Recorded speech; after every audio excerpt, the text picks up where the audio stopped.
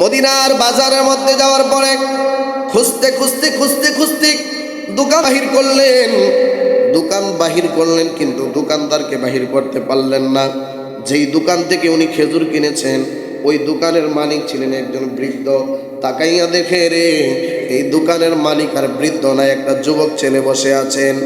যুবকটারে ডাক দিয়া কয়, আরে যুবক, তুমি কি এই দোকানের মালিক? হ্যাঁ, আমি এই দোকানের মালিক।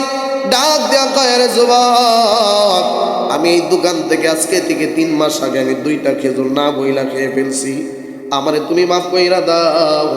ডাক দিয়া, হারাম খাবার খেয়ে যে ব্যক্তি শরীরের মধ্যে গোশত তৈরি করবে, ওই গোশত জান্নাতে প্রবেশ করবে না। সাহাবীরা বলতেছেন, ইয়া রাসূলুল্লাহ, তাহলে এই গোশত কিসের উপযোগী? নবীজি বলতেছেন, এই গোশত জাহান্নামের উপযোগী। এই জন্য ইবাদত কবুল হওয়ার মূল শর্ত হলো হালাল খাওয়া। হারাম খেয়ে ইবাদত করলে আল্লাহর দরবারে কবুল হবে? বলেন, হবে না। প্রিয় ভাইয়েরা আমার, আল্লাহর হাবিব সাল্লাল্লাহু আলাইহি ওয়াসাল্লামের দরবারের মধ্যে একজন সাহাবী এসে ডাক দিয়া কয়, ইয়া রাসূলুল্লাহ, নবীজি, আমারে আপনি এমন একটা পদ্ধতি শিখিয়ে দেন যেই পদ্ধতি দিয়ে আল্লাহর দরবারের মধ্যে দোয়া করলে আমার আল্লাহর সাথে সাথে দোয়াটা কবুল করবে। নবী আমার ডাক দিয়া কয়, সাহাবী রে, কোনো পদ্ধতি না, তুমি একটা কাজ করো, তুমি আজকে থেকে হারাম খাওয়া ছেড়ে দাও, হালাল খেয়ে আল্লাহর দরবারের মধ্যে দোয়া করবা, আল্লাহ তাআলার সাথে সাথে তোমার দোয়া কবুল করে ফেলবেন। জোরে বলুন সুবহানাল্লাহ। হারামের এফেক্ট প্রত্যেক জায়গার মধ্যে আছে, প্রত্যেকটা জায়গার মধ্যে হারামের এফেক্ট আছে। বাংলাতে একটা কথা বলা হয় যে হারামে কোনো আরাম নাই, একটা কথা বলা হয় না?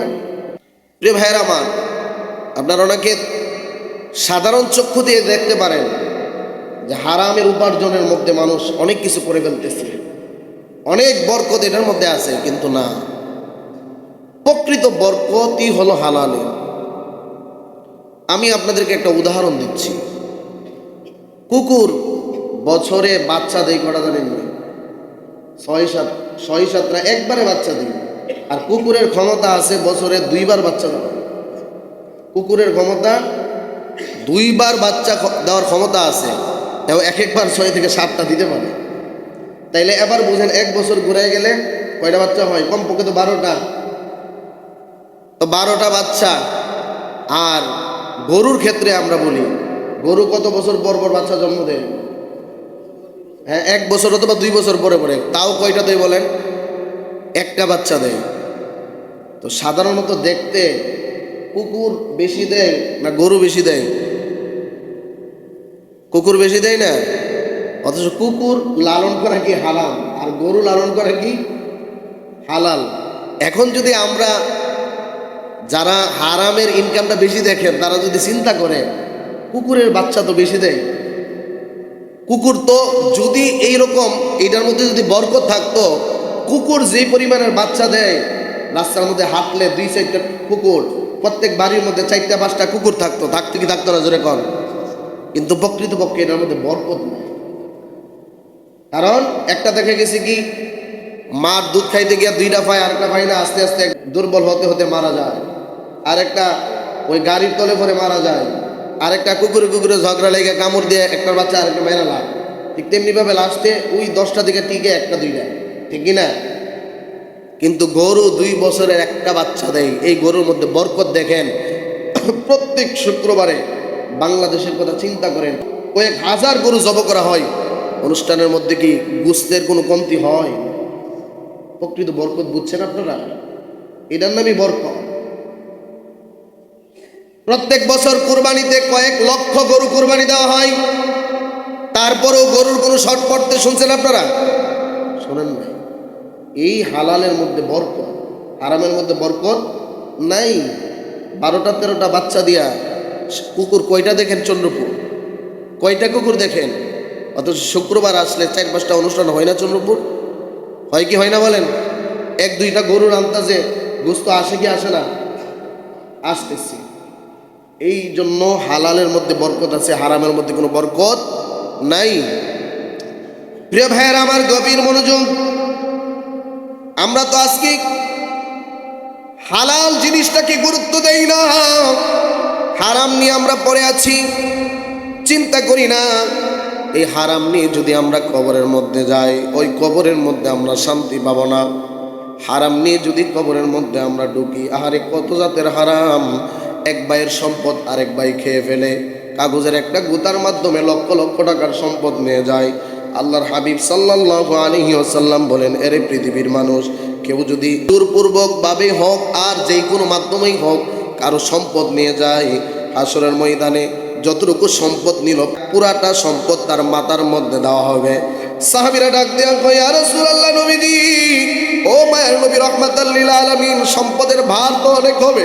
আমার নবী ডাক দেয়া কয়, ভার যতই হোক না কেন, সবটা সম্পদ যখন তার উপরের মধ্যে দেওয়া হবে, সে আবার নিমিষেই মাটির সাথে মিশে যাবে। আবার তাকে পরিপূর্ণ মানুষ করা হবে, আবার তাকে এমন আযাব দেওয়া হবে। এই জন্য প্রিয় ভাইয়েরা আমার, ভাইয়ের সম্পদ ভাই আপন ভাই হয়ে মেরে দেয়, বোনের সম্পদ মেরে দেন। এই জিনিসগুলা ছাড়ার দরকার আছে না নাই? হযরত ইব্রাহিম ইবনে আদহাম রাদিয়াল্লাহু তাআলা আনহু বাইতুল আকসার মধ্যে উনি নামাজ আদায় করতেছেন। উনি যখন নামাজ আদায় করতেছেন, উনি শুনতেছেন দুইজন ফেরেশতা কথা বলতেছেন। এর মুসলমান, আমার কান আর আল্লাহর ওলিদের কান কিন্তু এক না। আমার কান দিয়া একটু দূরে কি বলা হয় আমি তা শুনি না, তো আল্লাহর ওলিদের কানের মধ্যে ক্ষমতা দান করেছেন কে বলেন? আল্লাহর ওলিদের কানের মধ্যে ক্ষমতা দান করেছেন আল্লাহ। হযরত ইব্রাহিম ইবনে আদহাম উনি শুনতে পেলেন দুইজন ফেরেশতা বলি করতেছেন। ইব্রাহিম ইবনে আদহাম যে নামাজ পড়তেছে, এই নামাজ তো আল্লাহর দরবারের মধ্যে কবুল হচ্ছে না। একজন ফেরেশতা ডাক দেয়া কয়, কি জন্য কবুল হচ্ছে না? 2-3 মাস আগে ইব্রাহিম ইবনে আদহাম মদিনার বাজারের মধ্যে গিয়েছিল খেজুর কেনার জন্য। ওই মদিনার বাজারের মধ্যে খেজুর কেনার জন্য যাওয়ার পরে 2টা খেজুর টেস্ট করছে। কয়টা খেজুর কন? টেস্ট করার ছলে 2টা খেজুর খেয়ে ফেলছে, অনুমতি নেয় নাই। এই জন্য আল্লাহ তাআলা তার 2-3 মাসের ইবাদত কবুল করে না। আর আমরা দোকানের মধ্যে গেলে কত জিনিস খেয়ে ফেলি। বাদাম ওয়ালা আসলে না বলে 3টা-4টা বাদাম, বুটওয়ালা আসলে না বইলা 3টা-4টা বুট খেয়ে ফেলি, কি ফেলি না জোরে বলেন? এটা আমাদের অভ্যাস হয়ে গেছে। ইব্রাহিম ইবনে আদহাম উনি ওনার কানের মধ্যে যখন এই কথা শুনলেন, নামাজ শেষ হয়ে গেল। হযরত ইব্রাহিম ইবনে আদহাম হাইটা, তখন তো আর গাড়ির জমানা ছিল না, তখন তো আর উড়োজাহাজ ছিল না, তখন তো আর কোনো প্রকার প্লেন ছিল না। হযরত ইব্রাহিম ইবনে আদহাম হাইটা মদিনার বাজারের মধ্যে গেছেন। জোরে বলুন সুবহানাল্লাহ। মদিনার বাজারের মধ্যে যাওয়ার পরে খুঁজতে খুঁজতে খুঁজতে খুঁজতে দোকানদারকে বাহির করলেন। দোকান বাহির করলেন, কিন্তু দোকানদারকে বাহির করতে পারলেন না। যেই দোকান থেকে উনি খেজুর কিনেছেন, ওই দোকানের মালিক ছিলেন একজন বৃদ্ধ।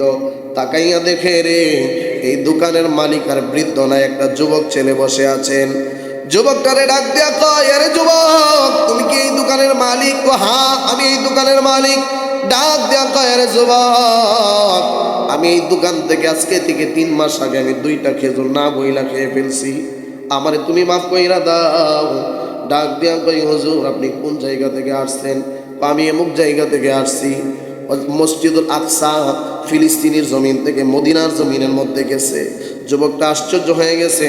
ডাক দেয়া কই, হুজুর আপনি যে 2-3 মাস আগে আমার দোকান থেকে আপনি খেজুর নিয়ে গেছেন, তখন তো আমি দোকানদারি করতাম না, এই দোকানদারি করতো আমার বাবা। আমার বাবা দুনিয়ার জমিন থেকে চলে গেছে। হুজুর, আমার বাবা দুনিয়ার জমিন থেকে চলে যাওয়ার পরে আমরা 2 ভাই ছিলাম। 2 ভাইয়ের মধ্যে আমাদের সম্পদগুলি ভাগ বাটোয়ারা করা হয়েছে। আমাকে এই দোকানটা দেওয়া হয়েছে হুজুর। আমার ভাইকে 350 মাইল দূরে একটা দোকান আছে, ওই দোকানটা দেওয়া হয়েছে হুজুর। যখন আমার বাবা ছিল, সব সম্পদের মালিক আমরা 2 ভাই ছিলাম, সুতরাং 2টা খেজুরের মালিকও আমরা 2 ভাই ছিলাম। ঠিক কিনা জোরে কন? 2টা খেজুরের মালিকও আমরা 2 ভাই ছিলাম। হুজুর, আমি যেহেতু 2টা খেজুরের মালিক, যেহেতু 2 ভাই, একটা খেজুরের মালিক আমি আপনারে মাফ কইরা দিলাম। আর একটা খেজুরের মাপ যদি আপনি নিতে চান তাইলে আমার ভাইয়ের কাছে যাওয়া লাগবে। সুবহানাল্লাহ জোরে বলেন। চিন্তা করছেন কি ইমান, কি ইমানের পাওয়ার চিন্তা করছেন?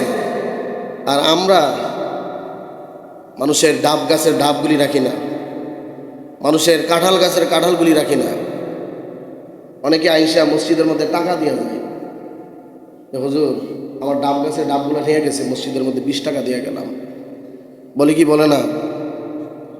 তো এই জন্য প্রিয় ভাইয়েরা আমার, 350 মাইল রাস্তা অতিক্রম করে গিয়ে ওই লোক থেকে ক্ষমা নেওয়ার পরে উনি আবার নামাজের মধ্যে দাঁড়াইছে। তখন ফেরেশতারা বলাবলি করতেছে যে আজকে ইব্রাহিম ইবনে আদহামের নামাজ আল্লাহ কবুল করছে। শুধু আজকের না, ওই যে 2-3 মাস যে আবাদতগুলি করছে সবগুলো আবাদত আসমানের মধ্যে লটকায় ছিল, সবগুলো আবাদত আল্লাহ একসাথে কবুল করে ফেলছে। সুবহানাল্লাহ।